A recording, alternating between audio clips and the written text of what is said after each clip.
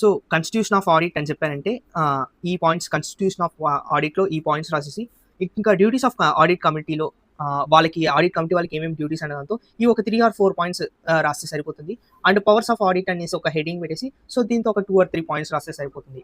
So ఇది వచ్చి just audit committee అని అడిగితే సపోజ్ మనకి ఇవన్నీ కాకుండా just what are the duties of audit committee అని అడిగారంటే ఈ 7 పాయింట్స్ పక్కాగా రాయాల్సిందే. లేదు ఇంకా వేరేలాగా ఎలా అడగచ్చు అంటే write about duties and powers of audit committee అని చెప్పారంటే దీంతో ఒక 4 పాయింట్స్, దీంతో ఒక 4 పాయింట్స్. సో రాసామంటే మనకి ఫుల్ మార్క్స్ పడడానికి ఛాన్సెస్ ఉంటుంది. సో ఇదైతే నేను జస్ట్ ఆడిట్ కమిటీ అనేసి ఈ క్వశ్చన్లో ఇంక్లూడ్ చేస్తున్నాను. సో ఈ నేను ప్రిపేర్ చేసిన ఇదైతే ఎలా ఉందంటే వాళ్ళు క్వశ్చన్ ఎలా అడిగినానో మనం ఆన్సర్ చేయగలిగేలాగా ప్రిపేర్ చేస్తున్నాను. సో పెద్దగా ఉంది అని మాత్రం వరి అవ్వకండి. సో ఇప్పుడు ఏమేమి ఉన్నాయో చూస్తాం ఒకసారి. ఫస్ట్ చూసుకున్నామంటే ఆడిట్ కమిటీలో అప్లికబిలిటీ. సో ఆడిట్ కమిటీ ఎవరెవరికి అప్లికబుల్ అవుతుంది, సో ఎలాంటి కంపెనీస్ పెట్టుకోవాలి. సో దాంతో చూసుకున్నామంటే first point applicability all listed companies. So listed companies అంటే మనకి స్టాక్ ఎక్స్చేంజ్ ఉంటుంది, national stock exchange like NSC ఉంది, సో బిఎస్సి ఉంది. సో అలాంటి స్టాక్ ఎక్స్చేంజెస్లో ఎవరైనా షేర్ మార్కెట్లో వాళ్ళ కంపెనీ కానీ ఒక కంపెనీ వచ్చిందంటే వాళ్ళకి ఆడిట్ కమిటీ అనేది అప్లికబుల్. సో వాళ్ళు ఒక ఆడిట్ కమిటీని పెట్టుకోవాల్సిందే. Second point all unlisted companies with paid up share capital of ₹10 crore or more. So ఇదేంటంటే ఇప్పుడు వేరే కంపెనీలు ఉంటుంది, జస్ట్ వాళ్ళు వచ్చి లైక్ షేర్ మార్కెట్లో ఇలా రిజిస్టర్ ఏం అవ్వరు. సో వాళ్ళు జస్ట్ మరి కంపెనీకి వాళ్ళకి జస్ట్ కంపెనీ రిజిస్టర్ చేసేసి తర్వాత బిజినెస్ స్టార్ట్ చేసేస్తారు. సో అలాంటి వాళ్ళ పెయిడ్ అప్ షేర్ క్యాపిటల్ కానీ 10 crores కంటే ఎక్కువ 10 crores కానీ 10 crores కంటే ఎక్కువ ఉంటే వాళ్ళకి ఆడిట్ కమిటీ అప్లికబుల్. తర్వాత వచ్చేసి turnover having turnover of ₹100 crore or more. So వాళ్ళ టర్నోవర్ కానీ 100 crores ఆర్ మోర్ కానీ ఉంటే వాళ్ళు. తర్వాత ఇంకో పాయింట్ దాంతోనే without standing borrowings debentures and deposits more than 50 crore.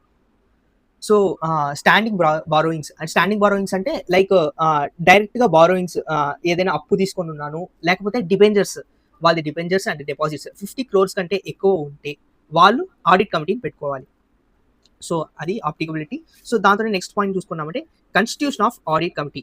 So audit committee పెట్టుకోవాలన్నాము. సో ఆడిట్ కమిటీ అంటే ఏంటి, ఎవరు పెట్టుకోవాలి, ఆడిట్ కమిటీలో ఎవరు పెట్టాలి, ఎవరు ఉంటారు. సో దాంతో ఫస్ట్ పాయింట్ చూసుకున్నామంటే should have at least 3 directors as its members. So ఒక ఆడిట్ కమిటీ వచ్చి ఒక ఆడిట్ కమిటీ పెట్టాలి అంటే మినిమం 3 directors ఆడిట్ కమిటీలో మెంబర్స్గా ఉండాలి. అది first point. Second point majority must be independent directors. So independent directors అంటే కంపెనీకి లైక్ ఒక ఫర్మ్గా వచ్చి కంపెనీకి ఉన్న వాళ్ళు, అలా లేకపోతే ఆల్రెడీ ఒక కంపెనీలో ఆల్రెడీ అపాయింట్ చేసి వాళ్ళ కంపెనీకి అనేసి చాలా రోజులు ఉంటారు, లైక్ 5 years ఒక టర్మ్ ఫుల్గా వాళ్ళ కంపెనీలోనే చేస్తూ అలాంటి వాళ్ళు ఉండకూడదు ఆడిట్ కమిటీలో. లైక్ ఏంటంటే ఇండిపెండెంట్, లైక్ బయట నుంచి వచ్చే వాళ్ళు ఎవరైనానో అలా ఉండాలి. సో అది second point, majority must be independent directors. So minimum డైరెక్టర్స్లో 3 directors కదా, 3 members ఉన్నదాంతో 3 directors ఉండాలి. సో ఒక ఆడిట్ కమిటీలో 10 members అంటే 10 directors ఆర్ 20 directors ఉండొచ్చు. సో వాళ్ళలో మెజారిటీ ఇండిపెండెంట్గా ఉండాలి. సో అంటే వాళ్ళు వాళ్ళ ఫోమ్లో ఉండే వాళ్ళని పెట్టుకోకూడదని సేమ్ కాదు, కాకపోతే మెజారిటీ ఉండాలి. నెక్స్ట్ పాయింట్ చూసుకున్నామంటే third point all members of the audit committee including chairperson must have knowledge of financial statements. So ఇప్పుడు ఒక 10 members ఉన్నారనుకుందాం ఆడిట్ కమిటీలో. సో దాంతో ఏంటంటే ప్రతి పర్సన్, ఈవెన్ చైర్పర్సన్, దాంతో వాళ్ళ హెడ్ కానీ వాళ్ళ మెంబర్స్ కానీ అందరికీ ఫినాన్షియల్ స్టేట్మెంట్స్ గురించి నాలెడ్జ్ ఉండాలి. సో అది కాన్స్టిట్యూషన్. ఇంకా థర్డ్ చూసుకున్నామంటే duties of audit committee. So ఇక్కడ ఇదేంటంటే ఒక ఆడిట్ కమిటీ ఫామ్ చేసేసారు, వాళ్ళకున్న డ్యూటీస్ ఏంటి. So first point to recommend appointment and remuneration of statutory audit. So ఇదేంటంటే ఆడిటర్స్ ఉంటారు, ఆడిటర్స్ని అపాయింట్ చేసేటప్పుడు వాళ్ళ రెమ్యునరేషన్ కానీ లేకపోతే ఎవరిని అపాయింట్మెంట్ చేయాలి, ఎలా అపాయింట్మెంట్ చేయాలి అనేసి వీళ్ళు రికమెండ్ చేయొచ్చు. సో అది ఫస్ట్ పాయింట్. సెకండ్ పాయింట్ చూసుకున్నామంటే review auditors independence, performance and process. So ఇదేంటంటే ఇప్పుడు అపాయింట్ చేసేసారు, వీళ్ళని అపాయింట్ చేయమని చెప్పి రికమెండ్ చేశారు అనుకుందాం. సో ఇంకా నెక్స్ట్ వచ్చేసి వాళ్ళ ఇండిపెండెంట్ ఆడిటర్స్ ఉన్నారంటే వాళ్ళ పర్ఫార్మెన్స్ అండ్ వాళ్ళు ఎలా ప్రాసెస్ చేస్తున్నారని చెప్పేసి రివ్యూ చేయాలి. సో అది సెకండ్ పాయింట్. థర్డ్ పాయింట్ చూసుకున్నామంటే examination of financial statements and audit reports. So ఇదేంటంటే ఇప్పుడు ఆల్రెడీ ఆడిటర్స్ని అపాయింట్ చేసాం, ఆడిటర్స్ వాళ్ళ పర్ఫార్మెన్స్ ఎలా చేస్తున్నారన్నాం, ఇప్పుడు వాళ్ళు ప్రిపేర్ చేసిన ఫినాన్షియల్ స్టేట్మెంట్స్ ఉన్నాయి అనుకుందాం. అంటే ఎగ్జాంపుల్ చెప్తున్నాను నేను, ఇవే కరెక్ట్ ఇది కాదు, మనం ఈజీగా గుర్తుపెట్టుకోవడం కోసం అలా చెప్తున్నా. సో ఫస్ట్ పాయింట్లో ఏంటంటే అపాయింట్ చేసాం ఆడిటర్స్ని, వాళ్ళు ఇండిపెండెన్స్ ఎలా ఉంది, వాళ్ళు ఇండిపెండెంట్‌గా ఎలా పెర్ఫార్మ్ చేస్తున్నారు, వాళ్ళ ప్రాసెస్ ఎలా చేస్తున్నారు అనేసి చూడటం second point. Third point, so ఇది ఓకే. వాళ్ళు ప్రాసెస్ చేసి ఉంటారు. లైక్ ఫినాన్షియల్ స్టేట్మెంట్స్ ప్రిపేర్ చేయడం గానీ, ఆడిట్ రిపోర్ట్స్ చేయడం గానీ, దాన్ని మనం ఎగ్జామిన్ చేస్తాం. సో అది audit committee. Audit committee examination of financial statements and audit reports. అది third point. Fourth point, approval of related party transactions.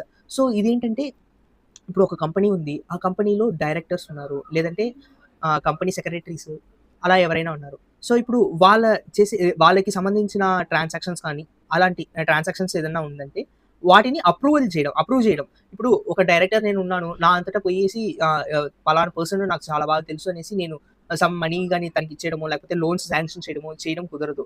So ఇప్పుడు నేను అలా ఎవరికైనా నాకు తెలిసిన వాళ్ళకి ఇవ్వాలి అనుకుంటే, అప్పుడు నేను ఆడిట్ కమిటీ దగ్గరికి ఎళ్లి అడుగుతాననమాట. సో అది వాళ్ళు చూసి అప్రూవల్ చేస్తారు. సో అది ఫోర్త్ పాయింట్.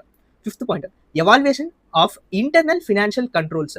సో ఇదేంటంటే ఇప్పుడు ఒక కంపెనీ ఉందంటే ఆ కంపెనీలో మేబీ ఫ్రాడ్స్ జరగడానికి, లేకపోతే ఎంప్లాయీసే ఏదైనా చేయడానికి ఛాన్సెస్ ఉంటాయి. సో అలా వాళ్ళు చేయకుండా ఉండడానికి మనము ఈ ఫినాన్షియల్‌లో ఫ్రాడ్స్ చేయకుండా ఉండడానికి కంపెనీ మామూలుగా కొన్ని మెషర్స్ తీసుకుంటది. ఆ మెషర్స్ ఎలా ఉన్నాయి అని చెప్పేసి ఎవాల్యుయేషన్ చేయడం. సో అది fifth point. Sixth point, valuation of assets wear ever necessary. So ఇప్పుడు ఆఫీస్‌లో అసెట్స్ ఉంటాయి. లైక్ ఫర్నిచర్ ఉండొచ్చు, టేబుల్స్ ఉండొచ్చు, లేకపోతే ఇంకేదైనా మిషనరీ. సో ఇప్పుడు ఏంటంటే వాటిల్ని వాల్యుయేట్ చేయడం. అంటే ఎంత ఉంది, అంటే డిప్రిసియేషన్ వస్తది. డిప్రిసియేషన్ పోను ఎలా వచ్చింది అనేసి. వాటిల్ని వాల్యూ చేసి అమౌంట్ చెప్పడం. సో అది ఇంకో డ్యూటీ వాళ్ళది. Seventh one, monitoring utilisation of funds received from the public officer. So ఇప్పుడు చూసుకున్నామంటే మోస్ట్‌లీ కంపెనీస్ అన్ని ఐపీఓకెళ్తున్నాయి. సో అలా ఐపీఓకెళ్ళినప్పుడు వచ్చిన ఫండ్స్‌ని మానిటర్ చేయాలి. వీళ్ళు ఎలా వాడుతున్నారు, డైరెక్టర్స్ వాళ్ళు ఎలా వాడుతున్నారు, కంపెనీ ఎలా ఫండ్స్‌ని ఖర్చు పెడుతుంది అని చెప్పేసి మానిటర్ చేయడం. సో అది సెవెంత్ పాయింట్. ఇది duties of audit committee guys. తర్వాత చూసుకున్నామంటే పవర్స్, ఫోర్త్ వన్. వాళ్ళకి ఏమేం పవర్స్ ఉన్నాయి. దాంట్లో first one, can ask auditors for particular comments on any issue relating to internal controls, financial statements and audit report. So ఇదేంటంటే like ఇప్పుడు audit committee ఉంది. వాళ్ళు వచ్చి ఏదైనా ఒక పర్టిక్యులర్ ఇష్యూని ఐడెంటిఫై చేశారు. సో వాళ్ళు వచ్చేసి ఆ ఐడెంటిఫై చేసిన ఇష్యూని ఆడిటర్స్ దగ్గర వెళ్ళి ఇది ఎందుకు ఇక్కడ ఇష్యూ వచ్చింది, ఏంటి, వీటికి సమాధానం చెప్పండి అని చెప్పేసి కమెంట్స్ అడిగి తెలుసుకోవచ్చు. అది ఫస్ట్ పాయింట్. సెకండ్ పాయింట్ చూసుకున్నామంటే can carry out investigation relating to any matters referred by board of directors. So ఇదేంటంటే వీళ్ళేం కనిపెట్టలేదు. కాకపోతే బోర్డ్ ఆఫ్ డైరెక్టర్స్ పిలిచి ఆడిట్ కమిటీ ఇక్కడ చూడండి మీరు, మేము ఇలాంటి ఒక ఇష్యూ కనిపెట్టాము. సో దీన్ని కొంచెం ఇన్వెస్టిగేట్ చేసి ఎవరు తప్పు చేశారని చెప్పండి అని చెప్తే దాన్ని వాళ్ళకి ఆ ఇష్యూని వీళ్ళు ఇన్వెస్టిగేట్ చేయడానికి ఆ పవర్స్ కూడా ఉన్నాయి వీళ్ళకి, ఆడిట్ కమిటీకి. సో అది second point. Third point, act as whistle blowers in case of listed companies having borrowings in excess of 50 crores. So ఇదేంటంటే లిస్టెడ్ కంపెనీస్ ఉన్నాయి. ఒక 50 crores కంటే పైన అప్పు చేసిన కంపెనీస్, లిస్టెడ్ కంపెనీస్ అయితే వాళ్ళల్లో ఏదైనా తప్పు చేశారంటే వీళ్ళు విసిల్ బ్లోవర్స్ లాగా. లైక్ ఎలా చెప్పాలంటే సింపుల్‌గా చెప్పాలంటే ఒక విజిల్ వేసి ఇక్కడ రాండి అందరూ చూడండి ఈ కంపెనీలో ఏదో తప్పు జరుగుతుంది అని చెప్పేసి చెప్పడం. So like act as a whistle blowers అంటే అలాగనమాట. సో అది థర్డ్ పాయింట్. ఫోర్త్ పాయింట్ చూసుకున్నామంటే audit committee is also responsible for preparing board reports and disclose the situations where board of directors have not accepted recommendations of audit committee.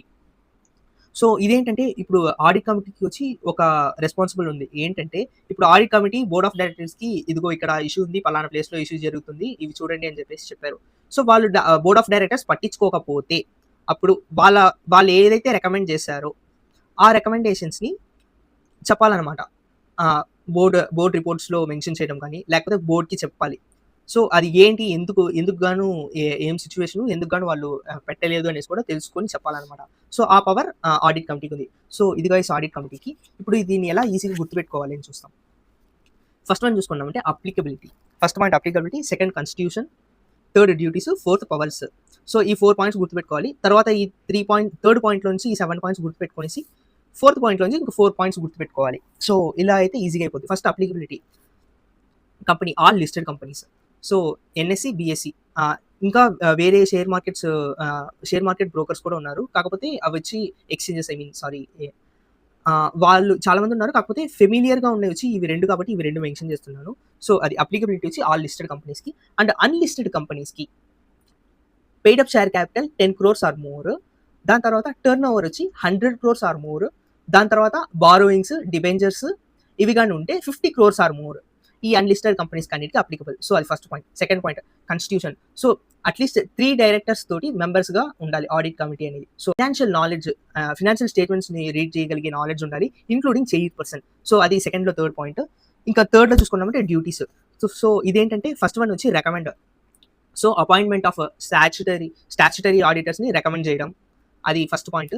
Second point చూసుకున్నామంటే review చేయడం, వాళ్ళ performance ఎలా ఉంది అనేసి independence performance review చేయడం. So third point చూసుకున్నామంటే examination అంటే financial statements, వాళ్ళు ప్రిపేర్ చేసిన ఫినాన్షియల్ స్టేట్మెంట్స్ని ఎగ్జామ్ చేయడం. So approval fourth one. Related party ట్రాన్సాక్షన్స్ని అప్రూవ్ చేయడం fourth point. Fifth point evaluation of internal financial controls. So వాళ్ళు కంపెనీ మీద తీసుకున్న మెషర్స్ ఫ్రాడ్ జరగకుండా ఉండడానికి ఏంటో ఆ మెషర్స్ని ఎవాల్యుయేట్ చేయడం. తర్వాత చూసుకున్నామంటే sixth one valuation of assets. So అక్కడ ఉన్న ఫర్నిచర్ కానీ లేకపోతే మిషనరీ కానీ ఏదైనా వాటిని వాల్యుయేట్ చేయడం. సెవెంత్ వన్ వచ్చి monitoring money utilised from the public offers like IPO లాంటిది అలా ఏదైనా వచ్చిందంటే సో వచ్చిన మనీని ఎలా ఖర్చు పెడుతున్నారు ఏంటి అని చెప్పేసి మానిటర్ చేయడం, అది సెవెంత్ పాయింట్. సో నెక్స్ట్ చూసుకున్నామంటే ఫోర్త్ వన్ పవర్స్. సో వాళ్ళకున్న పవర్స్ ఏంటంటే ఆస్క్ కమెంట్స్ ఫస్ట్ పాయింట్. అంటే ఏంటి, వాళ్ళు వచ్చి ఏదైనా ఇష్యూ పాయింట్అవుట్ చేసి ఈ ఇష్యూ ఎందుకు అరైజ్ అయింది అని చెప్పేసి డైరెక్టర్స్ దగ్గర కమెంట్స్ అడిగి తీసుకోవడం. సో ఆ పవర్స్ ఉన్నాయి. సెకండ్ పాయింట్ చూసుకున్నామంటే క్యారీ అవుట్ ఇన్వెస్టిగేషన్. సో ఒక బోర్డ్ ఆఫ్ డైరెక్టర్స్ ఏదైనా ఒక ఇష్యూని చెప్పారు, ఇలా ఇష్యూ జరుగుతుందంటే ఆ ఇష్యూ మీద ఇన్వెస్టిగేట్ చేయడం. సో అది second point. Third one act as whistle blowers. So ఇదేంటంటే బారో చేసినప్పుడు, ఒక కంపెనీ బారో చేసినప్పుడు వాళ్ళు ఎలా పర్ఫామ్ చేస్తున్నారు ఏంటి అని చెప్పేసి చూడడం, వాళ్ళు ఏదైనా మిస్టేక్ చేస్తే విసిల్ బ్లోవర్స్. సో అలా వాళ్ళు నడుచుకోవడం. Fourth point preparing board reports and disclose. So ఇదేంటంటే వాళ్ళు ఏదైనా ఒక రికమెండేషన్స్ ఇచ్చిండొచ్చు, సో సజెషన్స్ కానీ అలా ఏదైనా ఇచ్చిండొచ్చు. అలాంటప్పుడు ఆ రికమెండేషన్స్ ఇచ్చినవి, ఆ సజెషన్స్ ఇచ్చినవి బోర్డు వచ్చి ప్లేస్ చేయలేదు లేదా వాళ్ళు పట్టించుకోలేదు అనుకుంటే అది ఏంటి ఎందుకు అనేసి అలా సిచ్యువేషన్ ఎక్స్ప్లెయిన్ చేయాలి. సో అది fourth point. Okay guys, thank you. Next వీడియోలో చూద్దాం. Subscribe for CMAT coded. Thank you.